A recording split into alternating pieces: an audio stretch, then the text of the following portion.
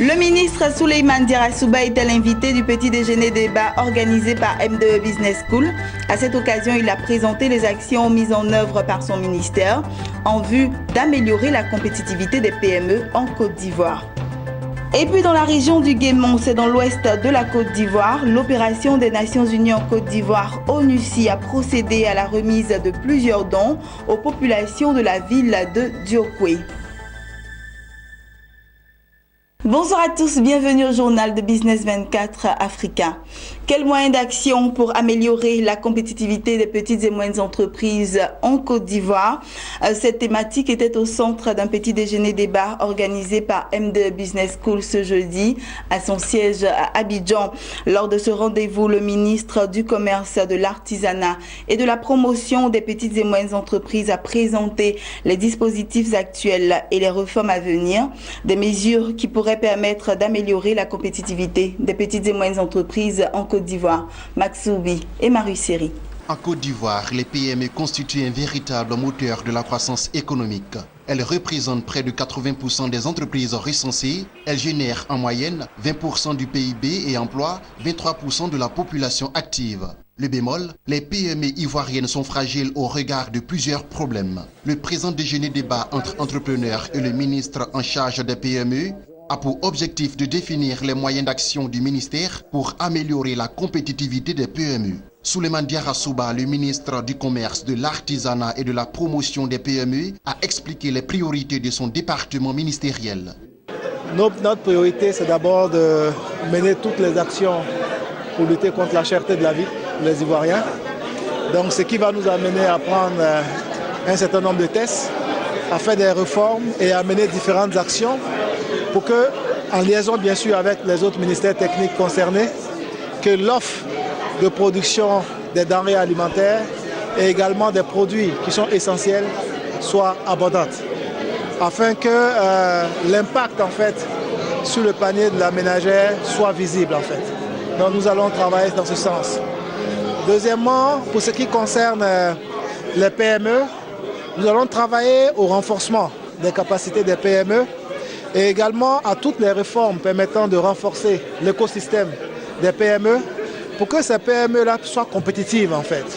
Soient compétitives, puissent exécuter sans difficulté les marchés publics et privés qui leur sont confiés et également mener des actions auprès du système financier pour que l'accès au financement soit plus aisé. Parce que nous allons mettre en place en fait différents instruments dont des fonds de garantie et également des fonds d'innovation et d'investissement pour être en fait des leviers pour les PME pour que l'accès au crédit bancaire puisse être plus aisé. La vision du ministre pour le secteur des PME est de disposer d'un tissu dense des petites et moyennes entreprises productives, compétitives, réparties sur toute l'étendue du territoire national. Véritablement orienté vers l'exportation et animé par des acteurs compétents et dynamiques. Pour l'ordre du jour, cela ne peut être possible sans les acteurs de PME. Aussi, Souleymane Diarra-Souba a-t-il lancé un appel aux entrepreneurs dans ce sens. Ce que j'attends des PME, c'est qu'elles renforcent, elles se forment, se reforment et également continuent en tout cas de travailler tous les jours pour renforcer la confiance avec les différents partenaires, c'est-à-dire renforcer la confiance avec l'État, renforcer la confiance avec les partenaires financiers pour que ces derniers puissent les accompagner et que lorsque des marchés leur sont octroyés, qu'elles puissent travailler de telle sorte à réaliser de façon effective et dans les délais ces marchés-là. Et qu'elles continuent également d'avoir, de respecter les engagements fiscaux également, pour qu'on continue d'élargir l'assiette fiscale et qu'elles créent des emplois et qu'elles recrutent des jeunes Ivoiriens et que la dynamique économique se poursuive. Et ce que je demande aux grandes entreprises, comme on l'a indiqué, l'État a mis en place un accompagnement fiscal pour les entreprises qui donnent plus de 30% de leurs commandes privées aux PME-PMI.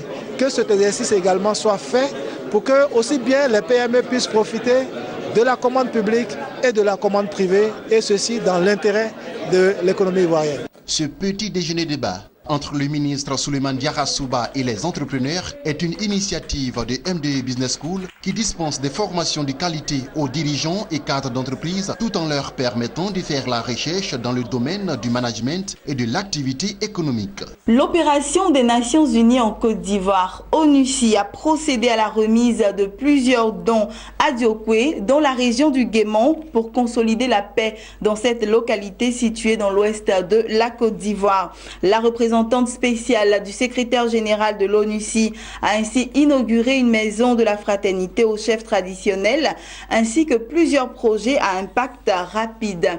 Des réalisations qui s'élèvent à environ 94 millions de francs CFA. Et c'est un reportage de Théodore Kanga, commenté par Lawani Babatunde.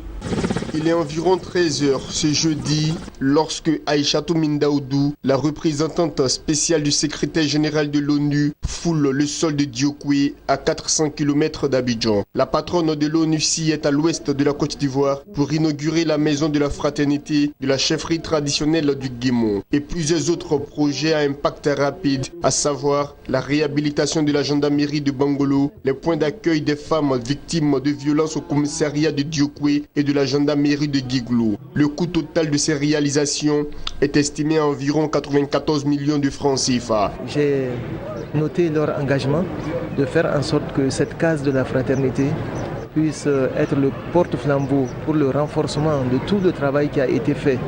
Travail qui n'a été couronné de succès que parce que les chefs eux-mêmes se sont engagés personnellement et auprès des populations. Donc j'ai foi en ce que, encore plus dans l'avenir, la cohésion sociale et la réconciliation nationale iront de l'avant dans cette région qui va enfin connaître une paix durable, gage d'un développement.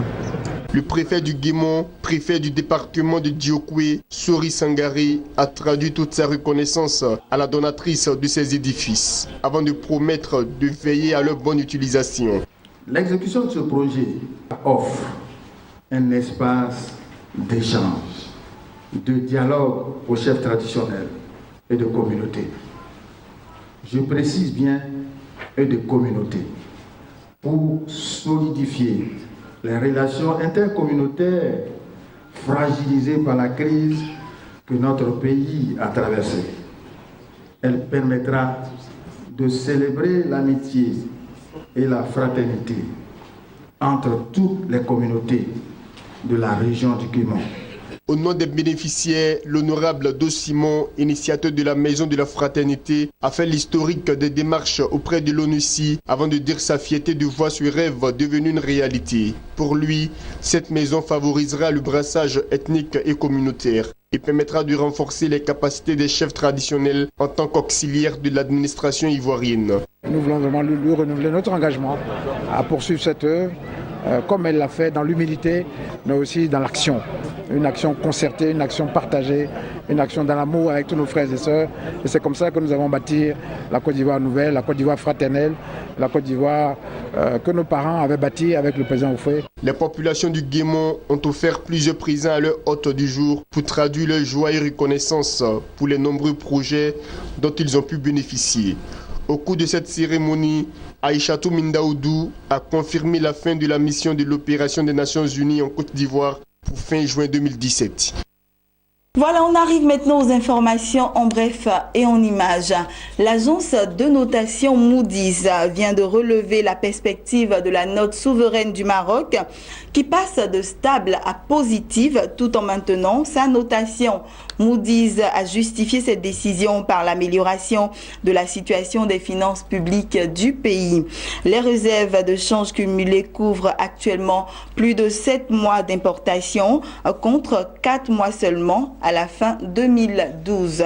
Terminons avec ceci. Selon le Bureau national des statistiques de l'île Maurice, les recettes touristiques devraient croître de 3,8% cette année pour générer 58 milliards de roupies, soit 1,64 milliard de dollars.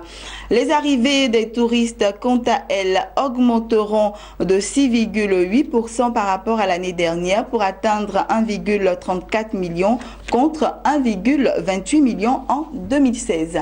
Voilà, c'est ici que nous refermons ce journal. Je vous souhaite une bonne suite de programmes sur notre chaîne de télévision Business 24 Africa.